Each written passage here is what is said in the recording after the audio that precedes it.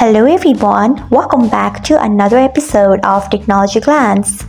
Today in this video, I'm going to guide you through how you can change who can see my post to everyone on Tango. So let's get started. Firstly, open Tango app in your device. Then tap on your profile icon.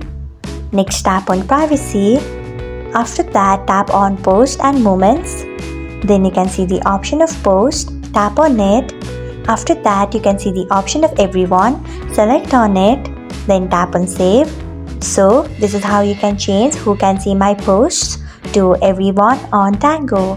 Thanks for watching. If you found this guide helpful, we would love it if you hit the thumbs up button below. We upload great new tech tutorials like this one every day, so do not forget to subscribe to our channel and hit the bell icon so that you'll never miss another update.